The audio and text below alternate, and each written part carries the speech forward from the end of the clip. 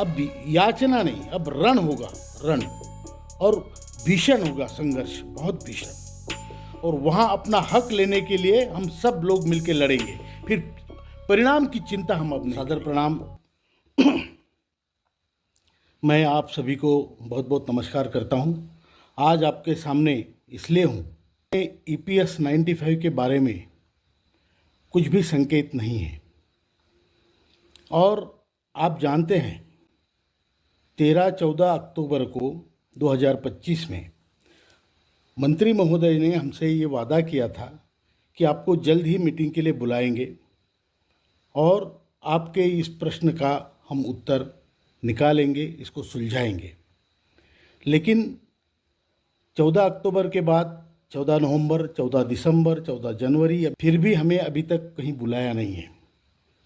मंत्रालय से कम्युनिकेशन भी उन्होंने एक तरफा से बंद किया है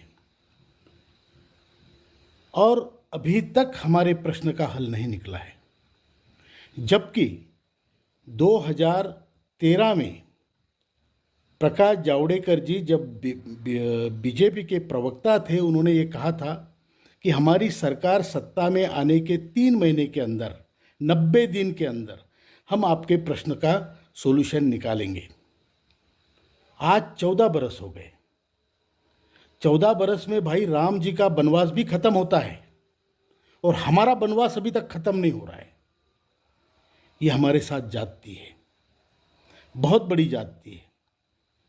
ऐसा नहीं कि हमने अपना कम्युनिकेशन बंद किया है, हम चर्चा के लिए तैयार रहते हैं। हमने कई पत्र लिखे हैं, कई प्रेजेंटेशन दिए हैं, कई बड़े बड़े लोगों से मिले हैं, उनको समझाया है, कई बार आश्वासन मिले हैं, लेकिन अभी तक हमारा काम नहीं हुआ है। ये बड़ी चिंता का विषय है। और क्यों?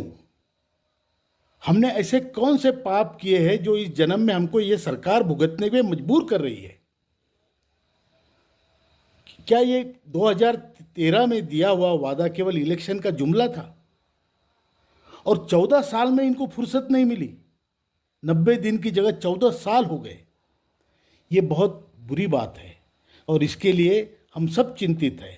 हम जानते हैं, मानते हैं सरकार हमारी है, हमारी मतलब देश की सरकार है और देश की सरकार ने देश के लोगों की तरफ ध्यान देना चाहिए, ये भी हमारा पूरा मानना है। लेकिन अगर ये नहीं हो रहा है, हमारी एक तरफा हम अपना पत्र पे पत्र भेज रहे हैं, बता रहे हैं, फ़ोन करके कोशिश कर रहे हैं और वहाँ से कोई उत्तर नहीं है, तो जब हमारी सामान्य बात सरकार के समझ में नहीं आती है तो हमें इसका जवाब आंदोलन से देना पड़ेगा। यह मजबूरन हमको करना पड़ेगा। हम कोई आंदोलन के शौकीन लोग नहीं हैं, ना आंदोलन करके हमें बहुत समाधान मिलता है, ऐसी बात नहीं है। लेकिन अगर आप हमें धकेलोगे उस तरफ कि जहां हमें कोई इलाज ही नहीं है, कोई चारा नहीं है, तो हमें आंदोलन करना पड़ेगा। हम जानते हैं यहाँ घर में हमारे 1000 रुपये में लेके सड़ते सड़ते मरने से, जीने से अच्छा है वहाँ लड़ते लड़ते मरे। और इसके लिए जिम्मेदार सरकार होगी। अब याचना नहीं, अब रण होगा, रण। और भीषण होगा संघर्ष, बहुत भीषण। और वहाँ अपना हक लेने के लिए हम सब लोग मिलकर लड़ेंगे। फिर परिणाम की चिंता हम अब नहीं करेंगे। हम कोई परिणाम की चिंता नहीं करते। हमें अपना काम करना है, हमारा हक लेना है और हमारे सामने दूसरों को जो बांटा जा रहा है उसके ऊपर हमें कोई आपत्ति नहीं, लेकिन हमारा हक क्या? और इसके लिए हम जाएंगे। हमारे एक एक आंसू का हिसाब हम वहाँ पे लेंगे, एक एक पसीने के कतरे का हिसाब हम वहाँ पे लेंगे। मैं आप सबको अपील करता हूँ और आप सभी से प्रार्थना करता हूँ कि घर में बैठने से कुछ नहीं होगा, कुछ लेना है तो लड़ना पड़ेगा। और हमें कोई देने वाला ऐसे कोई देगा नहीं, हमें छीन के लेना पड़ेगा। इस पर अभी हमारा यकीन, विश्वास हो रहा है।